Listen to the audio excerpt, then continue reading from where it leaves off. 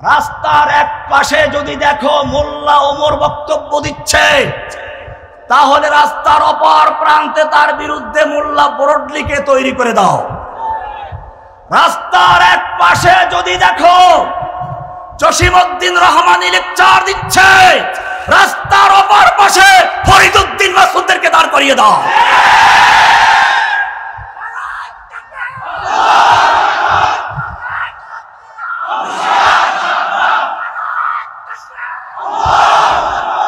আমাকে বলা হলো আনসারুল্লাহ বাংলা টিমের আধ্যাত্মিক নেতা, কখনো গুরু, কখনো প্রধান, কখনো আবার আরো কি যেন।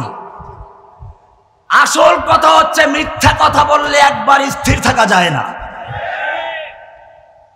আমি আজকের এই সমাবেশের মাধ্যমে বাংলাদেশের সকল মিডিয়াকে জানিয়ে দিতে চাই, জসিমউদ্দিন রহমানী গ্রেপ্তার হওয়ার আগ পর্যন্ত বাংলাদেশে আনসারুল্লাহ বাংলা টিম নামে কোন দল আছে বলে তার জানা ছিল না। আপনারা জানেন, একজন লোক যদি লেখক হয় আর সে কোনো দল করে, তাহলে অবশ্যই কোনো না কোনো সূত্র ধরে সে ওই দলের দিকে আহ্বান করবে। একজন লোক যদি ইমাম ও খতিব হয়, কোনো না কোনো সূত্র ধরে সে তার বক্তব্যে সেই দলের প্রতি আহ্বান জানাবে, সমর্থন জানাবে। একজন লোক যদি মাদ্রাসার টিচার হয়, তাহলে সে কোনো না কোনো সূত্র ধরে তার ছাত্রদেরকে ওই দলের প্রতি আহ্বান জানাবে। আমি এই সব প্ল্যাটফর্মে কাজ করেছি। আমি ধানমন্ডির এক মসজিদে ইমাম ও খতিব ছিলাম, জামিয়া রহমানিয়ার ছাত্র এবং মুহাদ্দিস ছিলাম। আমি অনেকগুলো বই লিখেছি। সাংবাদিক ভাইদেরকে বলি, তোমরাও তো তদন্ত করো জসিমউদ্দিন রহমানীর বইগুলো, জসিমউদ্দিন রহমানীর বক্তব্যগুলো, জসিমউদ্দিন রহমানীর ইমাম, মুয়াজ্জিন, মুসল্লি ছাত্রদেরকে সব তালাশ করে একটা প্রমাণ খুঁজে বের করো যেখানে জসিমউদ্দিন রহমানী আনসারুল্লাহ বাংলা টিমের দলে কাউকে আহ্বান করেছে, অথবা এই দলের প্রতি সমর্থন করেছে, অথবা এই দলের কোনো নাম উল্লেখ করেছে। সরকার যখন কোনো প্রমাণ উপস্থাপন করতে পারে নাই, ব্লগার রাজীব হায়দা হত্যার মামলায় আমাকে প্রধান আসামি দেখানো হয়েছিল, প্রচার করা হয়েছিল। কিন্তু আপনারা দেখেছেন, বিশ্ববাসী দেখেছে, সাংবাদিকরাও দেখেছেন, সেই মামলায় 2 জনকে ফাঁসি দেওয়া হয়েছিল, 1 জনকে যাবজ্জীবন, 10 জনকে, 3 জনকে, 4 জনকে 10 বছর সাজা। আমাকে দেওয়া হয়েছিল 5 বছরের সাজা। কয় বছরের? এটা পাগলেও জানে। ওই মামলার সঙ্গে যদি আমাকে প্রমাণ করতে পারত, তাহলে 5 বছরের সাজা নয়, গলায় রশি ধরিয়ে ঝুলিয়ে তারা হত্যা করত। এরপরও কি প্রমাণের প্রয়োজন আছে? ওই মামলার রায়ের কপিতে লেখা আছে, বিচারক স্পষ্ট লিখে দিয়েছেন, আসামি জসিমউদ্দিন রহমানীকে আনসারুল্লাহ বাংলা টিমের গুরু, সদস্য, আধ্যাত্মিক নেতা যাই বলা হোক না কেন, রাষ্ট্রপক্ষ প্রমাণ করতে সম্পূর্ণ ব্যর্থ হয়েছে।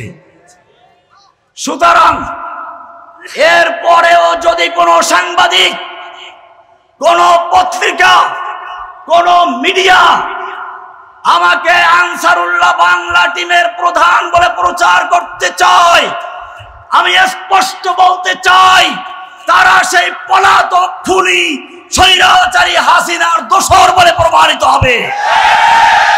বাংলার তৌহিদি জনতা তাদেরকে বাংলাদেশ থেকে হাসিনার মতো বিতাড়িত করার চেষ্টা করবে ইনশাআল্লাহ। যদি বাংলাদেশে থাকতে চাও, বাংলাদেশে যদি থাকতে চাও, বাংলার জমিনে যদি বসবাস করতে চাও, আজকের থেকে এদেশের তাওহীদি জনতাকে জঙ্গিবাদ বলা বন্ধ করো। আর জঙ্গিবাদের নাটক সাজাবে না। ওদের সর্বশেষ চক্রান্ত ছিল হাসিনা পালানোর পরে হিন্দুদের বাড়িতে আগুন লাগাবে, মন্দিরে আগুন লাগাবে, হিন্দুদেরকে গণহত্যা চালাবে, ওরাই চালাবে। এরপরে নাম দিবে দেশের তৌহিদি জনতার বিরুদ্ধে। এদেশের তৌহিদি জনতা ওদের সেই পাতা ফাঁদে পাড়া না দিয়ে যখন ওরা মন্দিরে হামলা করতে লাগলো, আগুন লাগাতে লাগলো, এদেশের মাদ্রাসার ছাত্র, স্কুল কলেজের ছাত্র মিলেমিশে তারা মন্দিরে আগুন দেওয়ার পরিবর্তে মন্দিরকে রাত জেগে পাহারাদারি করেছে।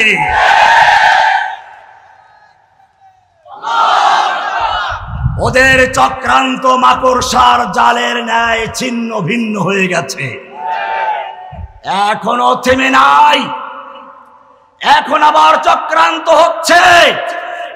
প্রথম চক্রান্ত হবে স্কুল কলেজের জেনারেল ছাত্রদের মধ্যে আর মাদ্রাসা ছাত্রদের মধ্যে বিভেদ তৈরি করে দেওয়া। কারণ ফেরাউনদের চরিত্র এটাই ছিল। ফেরাউন কি করেছিল? ওয়াজআলা আহলাহা শিয়া। ফেরাউন তার দেশের জনগণকে বিভিন্ন দলে বিভক্ত করেছিল। এখনো ভারতের হাসিনার লুকিয়ে থাকা এই দেশের পাঁচটা গোলামেরা, শুধু পাঁচটা গোলাম বলতে আমি গোয়েন্দাদেরকে বলছি না, পুলিশ আওয়ামী লীগকে বলছি না, এদেশের ওলামায়ে কেরামদের মধ্যেও একদল আলেমে সু লুকিয়ে আছে যারা হাসিনার পাঁচটা গোলামি করতে। তাদেরকে চিহ্নিত করতে হবে।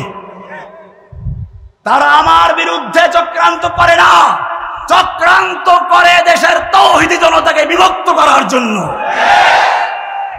সুতরাং আমি স্কুল কলেজের ছাত্রদেরকে বলছি, তোমরা আমাদের ভাই, তোমরা আমাদের সাথে একাত্র হয়ে, আমরা তোমাদের সঙ্গে একাত্র হয়ে কাঁধে কাঁধ মিলিয়ে দেশের জনতা ওই স্বৈরাচারী হাসিনার বিরুদ্ধে আন্দোলন করেছ, সর্বশক্তি দিয়ে তোমরা মোকাবেলা করেছ। তোমরা রাজপথে গুলির সামনে, বুলেটের সামনে বুক পেতে দিয়েছ। সাবাস তোমাদেরকে, ধন্যবাদ তোমাদেরকে। তোমরা আবার সেই হোসাইন আহমদ মাদানির ইতিহাসকে জাগ্রত করেছ। হোসাইন আহমদ মাদানি রহমাতুল্লাহি আলাইহি ইংরেজদের বিরুদ্ধে আন্দোলন করছিলেন। ইংরেজরা কারফিউ জারি করে দিল, ঘোষণা করা হলো ওই মঞ্চে যদি কেউ বক্তব্য দেখতে উঠে তাকে দেখা মাত্র গুলি করা হবে। মাওলানা মাদানি রহমাতুল্লাহি আলাইহি সেই মঞ্চে উঠে প্রথমেই বললেন, আমি শুনেছি এই সাদা কুকুরের দল ঘোষণা করেছে যে ব্যক্তি ইংরেজদের বিরুদ্ধে বক্তব্য দিবে তাকে গুলি করা হবে। আমি মাদানি হাজির হয়েছি, করো গুলি। এই বলে তিনি তার শেরওয়ানির বুতাম খুলে দিয়েছিলেন। ইতিহাস সাক্ষী, গুলি করা দূরের কথা, তিনি যখন করো গুলি বলে ধিক্কার দিলেন, সঙ্গে সঙ্গে ওই পুলিশদের হাত থেকে রাইফেলগুলো ঝরঝর করে পড়ে গিয়েছিল। দীর্ঘ 2 ঘন্টা পর্যন্ত বক্তব্য দিয়েছিলেন। বক্তব্যের শুরু ছিল এরকম, সাগামির ও গুরবাজির ও মোশেরা দেওয়া কুনাদ ইচনি আরকানে দৌলত মুলকে রাভি রাকুনাদ। সাগামির, সাগ মানে কুকুর, আমির মানে বাদশাহ, কুকুর বাদশাহ। গোরবা ওজির, গোরবা হলো বিড়াল, বিড়াল হচ্ছে মন্ত্রী। মোশেরা দেওয়াক, মোশ মানে হচ্ছে ইঁদুর। তিনি বললেন প্রধানমন্ত্রী হচ্ছে কুকুর, মন্ত্রী হচ্ছে বিড়াল, এমপিরা হচ্ছে ইঁদুর। এই রকম লোকদের যারা যেই সংসদ চলে, সেই সংসদ জাতির কল্যাণ বয়ে আনা, সেই সংসদ জাতির ধ্বংস বয়ে এনে। বাংলাদেশে তাই হয়েছে। দুর্নীতি, চাঁদাবাজির এমন এক পর্যায়ে চলে গেছে, 18 লক্ষ কোটি টাকা বাংলাদেশকে ঋণ রেখে শেষ পর্যন্ত খাবার তৈরি করে খেতে না পেরে, খাবার দাবার ফেলে দিয়ে, বুফে ফেলে দিয়ে, না খেয়ে সে পালাতে বাধ্য হয়েছে তার স্বামীর বাড়িতে।